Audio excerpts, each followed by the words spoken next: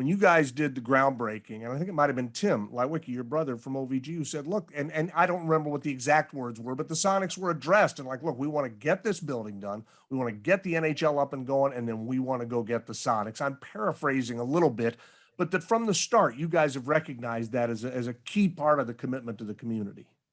Yeah, and it was obvious, and at some point in time, something had to break this logjam, though. And I think one reason we waited so long is what was going to go first. And the NHL was ready, and the NHL has been welcomed with open arms into the community, and it's been fantastic. And I think it's also an indication of things to come, because I think that there's markets our size, there's markets even a little bit smaller that successfully host NBA and NHL teams. The economics of the building have been built specifically for this event coming. And we've not been coy about this. We've been open and upfront, but we are going to be respectful. We're never going to get in front of the commissioner or those that decide. They know we're here. We have friends up and down, ownership. Obviously, Mr. Bonderman has great influence. My brother has great influence. I know a number of owners. The Ackerleys have a standing reputation in Adam's office. So there's a lot of positives here.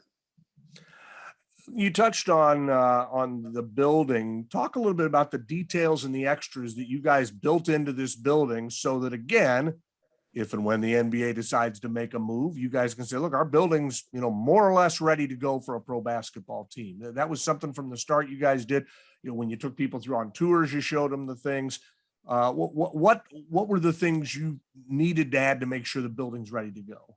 Well, first, the building's going to be an incredible home for the Seattle Storm. And every time I'm in the building, I look up, I see their championship banners, and they deserve this building.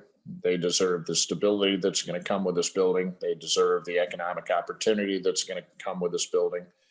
Their ownership, we're very close with them. And so, people ask, does the building work for basketball? Totally.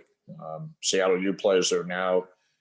Gonzaga, Alabama was a spectacular event in our building, totally full. And I walked the whole building and saw all the sidelines firsthand.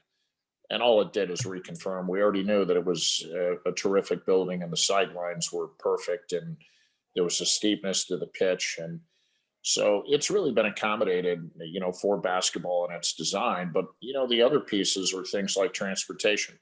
So we took a very proprietary interest in transportation. For the Seattle Kraken, we've embedded a Orca pass in every ticket. We got involved in a partnership with the monorail.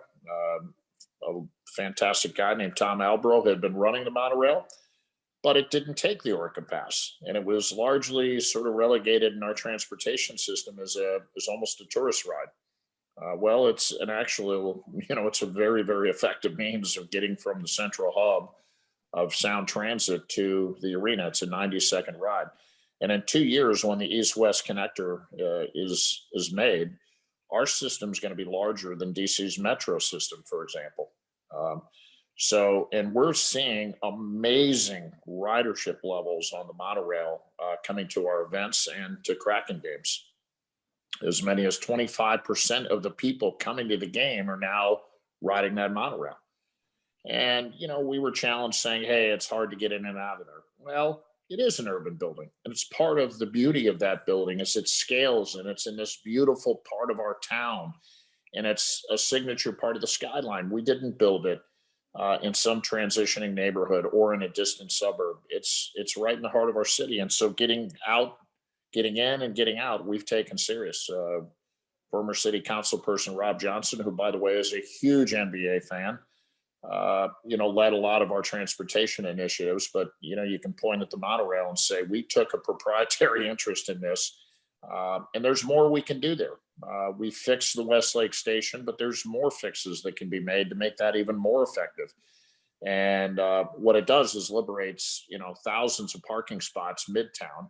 It also connects east-west. So you then would connect in the basement, ride the elevator or the escalators up, 90-second ride right to Seattle Center. Seattle Center is beautiful and will be welcoming for for all events. We did this really cool tree lighting thing on the campus, which was really my brother's passion. And that campus is evolving and changing and getting better by the day. So, a lot has been fixed here. And now it's a matter of bringing events, telling people we're open for business. And as COVID wanes, and I believe it will, I believe we're going to come out of a very, very dark time here, and an incredibly, incredibly challenging time to launch this enterprise. In my wildest imagination, and I have a wild imagination, I could have never conceived that we would do something like this in the midst of a global pandemic. And it's been hard. Make no mistake, it has been hard. Yeah, I mean, watching it's been obvious. I mean, you guys have had to jump hurdles that you never could have imagined. Congratulations on the traffic thing. I was a skeptic. I thought, okay, this is going to be a hard thing. And the anecdotal evidence, I haven't seen a lot of complaints of people getting in or out. It is a stadium. It is in an urban area. You got to budget some time. And the monorail, I've been on it. It's packed. People are using it. I was a little skeptical that would work. You guys obviously did a lot of study on that, because that was a big thing of getting people in and out. And that's where the city had changed since you'd been here, is that the Mercer project was done. Some of the traffic patterns have changed there. Yeah, and a lot more people have moved downtown. There are a lot more people walking to the building than ever before. And buildings like this belong in urban centers. It might take a few minutes longer to get there, but once you get there, you're experiencing something that is so fantastic.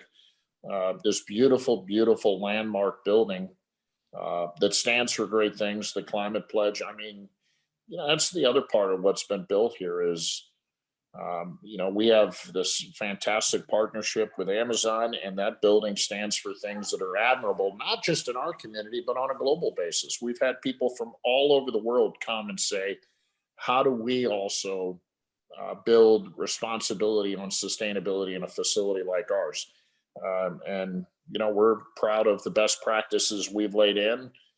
We're going to certify as a zero carbon building. We'll buy some carbon credits, but we're doing things that have never been done that people said couldn't be done. People said if you took fossil fuel out of the building, there are going to be substantial compromises. There haven't been. The food has been outstanding. We've learned to cook with electric. We make ice for the team out of rainwater collected from the roof. And yes, our sweaters take a little longer in the electric dryer than a gas dryer, but we've figured it all out. And we've got a great story to be told. When the time comes for us to present our case, it will be an amazing, compelling presentation. To the NBA, you're talking.